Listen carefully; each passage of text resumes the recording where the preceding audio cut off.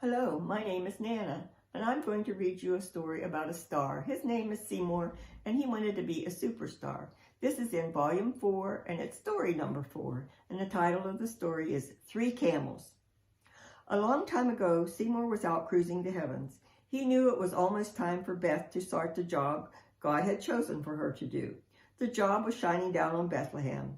God was preparing for the big event. As Seymour looked down, he saw 3 camels pushing each other and acting strangely.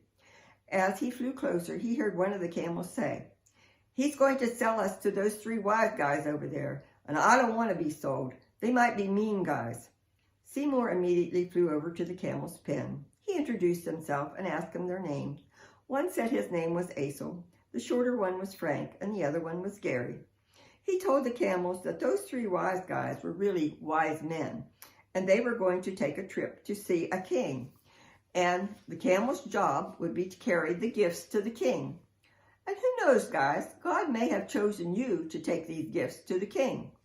Well, Frank thought a road trip might be fun.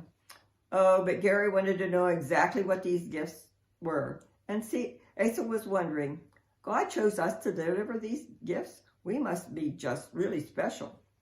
And Seymour said, "Wait and see, guys." The guys, really wise men, bought the camels and outfitted them for a long journey. All the camels needed now were the gifts to carry to the king.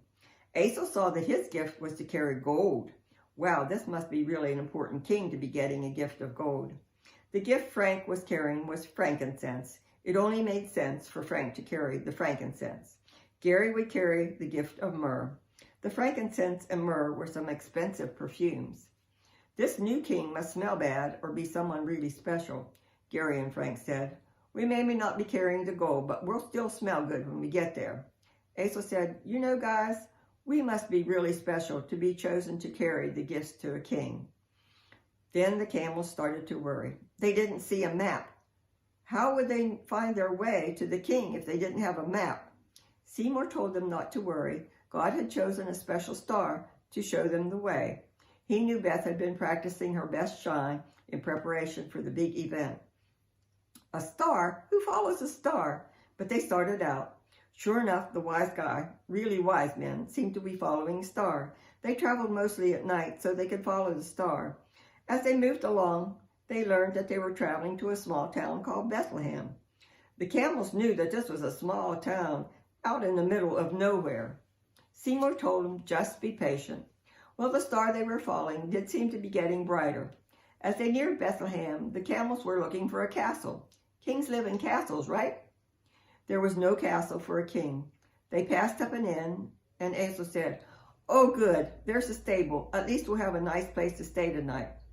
Frank said, "Wait, the wise guys, really wise men, are not taking us into the stable. They're taking the gifts, the gold, the frankincense, and myrrh. What are they going to do with them in a stable?"